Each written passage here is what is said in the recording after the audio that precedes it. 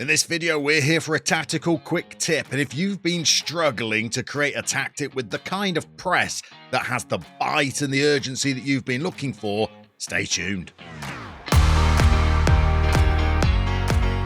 So here's my tactic in my offline save with Roma, and I'm trying to create a mid-block, which is meant to be a more feasible proposition in FM23 than it might have been in previous versions of the game. I've set the team up in a 4-4-1-1 shape, but what I want to try and do is win the ball back in central midfield. I really want, along with this mid-block, to have a real biting, driving press as soon as the opposition enter the middle third of the pitch. I don't mind if their defenders have the ball. I'm quite comfortable for them to have it. But as soon as we move into these central areas, I've got 5 midfielders there that I want to try and snap into tackles, win the ball back with urgency so we can counter. So obviously, it would make sense if we try and trigger the press much more often so that as the opposition move forward, our 5 midfielders, maybe even Tammy Abraham up front, maybe even our 2 fullbacks if they're a bit more advanced, are going to be able to try and win the ball back, recycle possession, and launch our counter-attacks. Now, I could have a look at trying to pair some instructions with my pressing instruction of much more often. I could instruct the players to get stuck in so that as they're trying to compete for the ball in these central areas, they're doing so with a little bit more aggression. But the problem is, I might also be going in on strikers very hard when they're inside the penalty box, or I might be giving away lots of free kicks in wide areas as my players are hacking down overlapping fullbacks and inverted wingers and inside forwards. So I'm reluctant to leave that on. Instead, we're just going to see how well my team presses and the kind of urgency and tempo they create when trying to win back the ball with just much more pressing on. So early on in the game, I've hit pause and I've already got concerns. I'm playing a Torino side that are playing a back 3 and wing backs, and Richie is on the ball here and he's got options behind him, which I'm absolutely comfortable with. He can play it to his back 3 and I'm fine. What I'm less comfortable with is the space that his fellow central midfielders have got to receive a pass and try and launch an attack.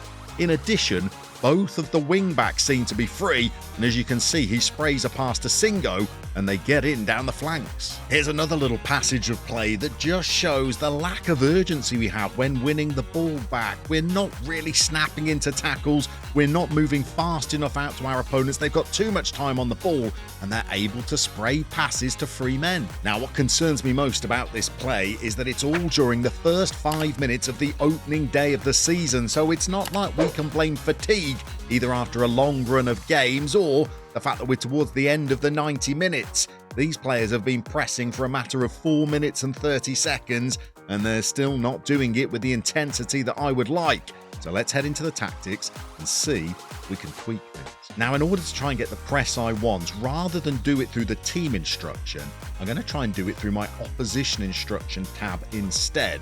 I'm going to start off by having a look at their wing backs who've looked dangerous straight away. And on both of them, the right wing back and the left wing back, I'm going to instruct my players to press them always. I'm going to put hard tackling on them so they try and bite into challenges, and I'm also going to try and show that player down the line, which may be onto their stronger foot, but it's going to have them moving away from goal. So I'm going to do it with the left back as well as the right back. I'm always going to trigger the press whenever they've got the ball. And then I can have a little think about their 2 deep-lying central midfielders, the players who seem to have the most space on the pitch. So instead, I'm going to ask to always mark them tight, so I have a player sitting on top of them. But it's the triggering press that's going to be crucial. As soon as that player gets on the ball, we're going to have somebody close to them, they're going to get hard tackled, and we're going to try and press them hard. Up front, we're also going to do it on their 2 attacking midfielders. So we're not just going to rely on the general team instruction of always pressing relentlessly. Instead, we're going to let our players have an instruction for these particular players that they're going to tackle them hard, tight mark them, and they're always going to try and press them with urgency. Now, I'm going to leave these central defenders as they are. I'm not going to trigger the press on the centre backs because in theory they should be the least technical players on the team. I'm happy for them to have the ball, and I'm happy to try and close off their passing options instead. Now, if they want to go long and hit it to Sanabria, I'm quite happy with that because he's 5'11" tall, and I've got some pretty uncompromising, domineering centre-backs that I think will have the beating of him in the air if he goes up against Chris Smalling at 6'4" tall and a jumping reach of 18. I'm backing Big Chris to get the job done. Even if he's up against Roger Ibanez, he's 6'2" with jumping reach of 15, so I think I've got the beating of him. Now here's the crucial element. We've set our opposition instructions so our players know which opposition players they're going to try and press on the field. But what about our team instructions? Well, I'm actually going to drop this down to standard so that in terms of those centre-backs, we're not going to go chasing and harrying them. We're going to let them have the ball, find our shape in the midfield third and close off those passing lanes rather than stretch ourselves out by trying to chase central defenders who might not be able to unlock us with their passing anyway. So we're going to be completely reliant on the opposition instructions for our press.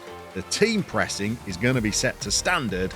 Let's see how it gets on and we head back to the match highlights. Okay, I've paused the game almost instantly because I'm seeing things that I like. One of their defensive midfielders is on the ball and you can see we've got 3 players around him already, not just closing him down, but also just shutting off any passing options that he has. As he moves the ball to the player that's in space, look how quickly we then charge after that player to try and win the ball back. It's far more urgent, and as the ball moves from man to man, they're having to make quicker decisions until they get it to their back line. And I'm happy for them to have it at their back line, because look at how close we are to their players in central midfield now. The left wing back is closed off. The 2 attacking midfielders are closed off. We've got a player making movements towards the ball that are closing down those passing lanes, meaning that the player on the ball has got to make a decision. Is he going to recycle possession along the back line, or is he going to try and play a riskier, low percentage pass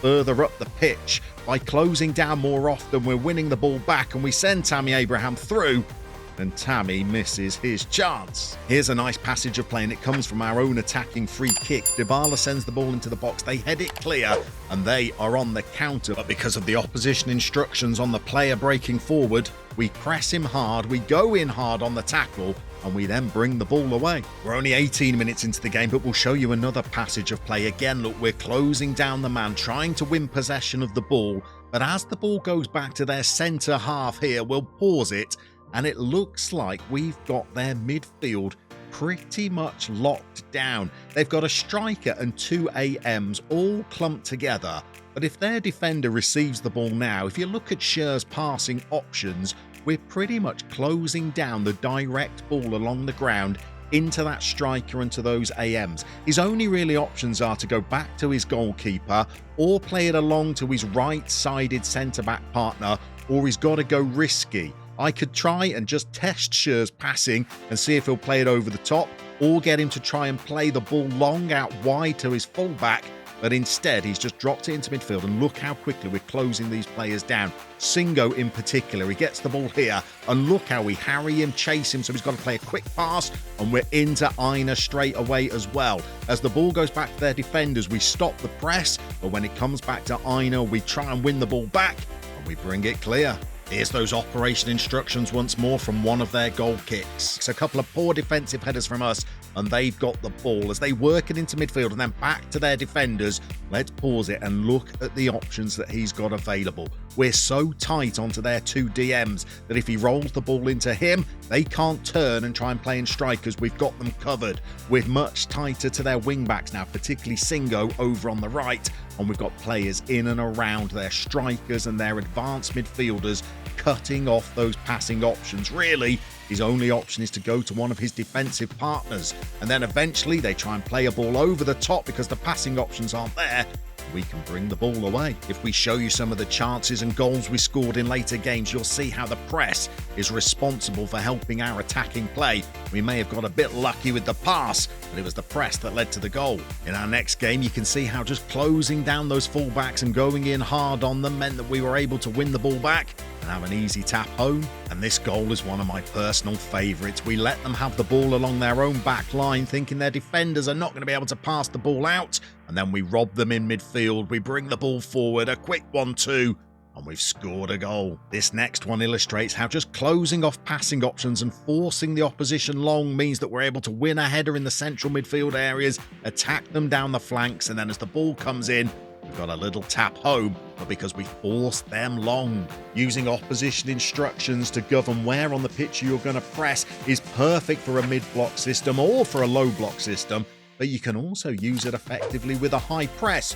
You could just add some opposition instructions to central defenders and deeper fullbacks, and you'll be able to press the opposition in those areas as well. If you like tactical videos and you're looking for more guides, maybe check out this one next.